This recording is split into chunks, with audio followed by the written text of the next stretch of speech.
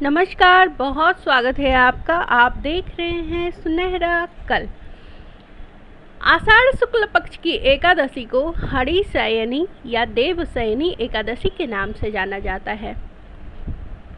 देवशयनी एकादशी का हिंदू धर्म में विशेष महत्व है। मान्यता है कि देवशयनी एकादशी के दिन भगवान विष्णु योग निद्रा में चले जाते हैं और फिर 4 महीने बाद देव प्रबोधिनी एकादशी के दिन उठते हैं। इन चारों महीनों को चातुर्मास के नाम से जाना जाता है। चातुर्मास के दौरान सावन, भाद्रपद, आश्विन और कार्तिक माह आता है। भगवान विष्णु के योग निद्रा में चले जाने के कारण सभी शुभ मांगलिक कार्य रुक जाते हैं, जैसे विवाह, जनेऊ, गृह प्रवेश आदि शुभ मांगलिक कार्य रुक जाते हैं।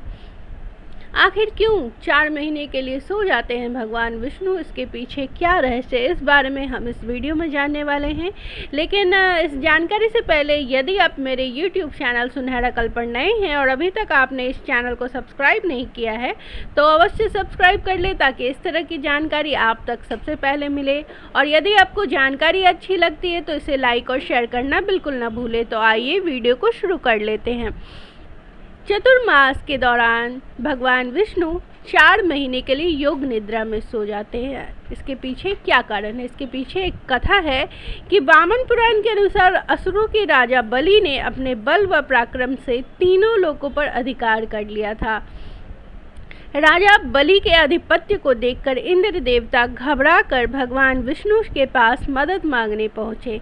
देवताओं की पुकार सुनकर भगवान विष्णु ने वामन अवतार धारण किया और राजा बलि से भिक्षा मांगने पहुँच गए। वामन भगवान ने बलि से 3 पग भूमि मांगी।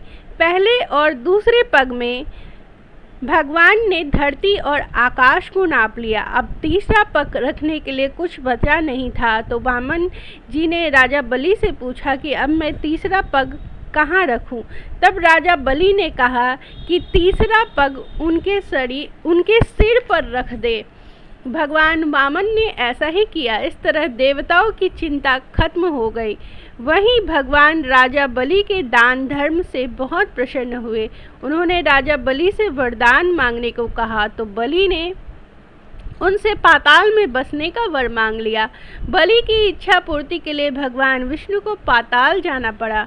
भगवान विष्णु के पाताल जाने के बाद सभी देवतागण और माता लक्ष्मी चिंतित हो गए। अपने पति भगवान विष्णु को वापस लाने के लिए माता लक्ष्मी गरीब स्त्री बनकर राजा बलि के पास पहुंच गई और उन्हें अपना भाई बनाकर राखी बांध दी। बदले में भगवान विष्णु को पाताल लोक से वापस ले जाने का वचन लिया।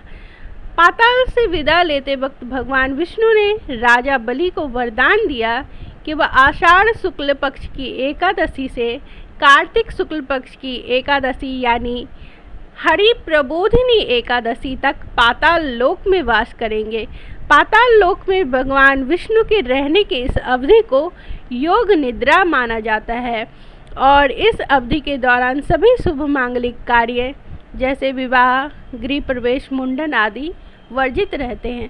मान्यता है कि कार्तिक मास में देव उठनी या हरि प्रबोधिनी एकादशी के बाद भगवान विष्णु नींद से जागते हैं, यानी कि पाताल से वापस वैकुंठ धाम पधारते हैं और सभी शुभ कार्यों का आरंभ उसी दिन से हो जाता है।